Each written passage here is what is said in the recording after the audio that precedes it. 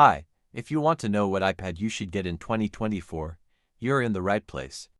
There are four types of iPads: the original, the mini, the Air and the Pro. Let's talk about the iPad Pro, because the processor that it runs is the most powerful in the Apple lineup. More powerful than the one they put in computers, for now.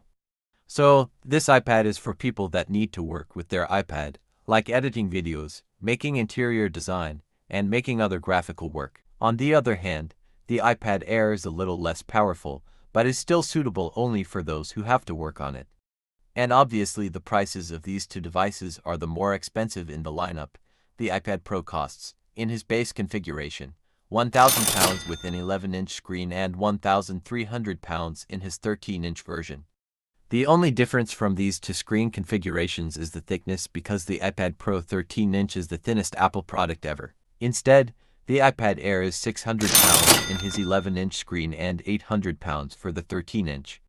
Talking about technical specifications, the iPad Pro has a M4 chip with 10 cores, starts from 256GB of storage to 2TB, 16GB of RAM and an OLED display.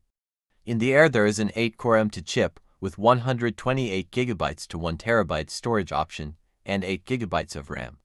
And now let's talk about the other two, the iPad and iPad mini. The iPad is the normal iPad, and it has a A14 chip, with 60 for up to 258GB of storage and 4GB of RAM for £350 in his basic configuration and a 109-inch screen. That is the only option.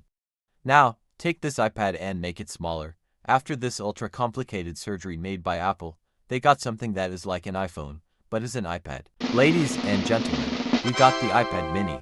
For his price of £500 you get something very similar to an original iPad, hardware talking, but with an 83-inch screen. All this iPad support Apple Pencils, but make sure what Apple Pencil you should get according to your iPad, because there are 3 versions and every iPad supports one and one only item for the Magic Keyboard. I hope this video helped you, and make sure to subscribe and like the video, and see you next time.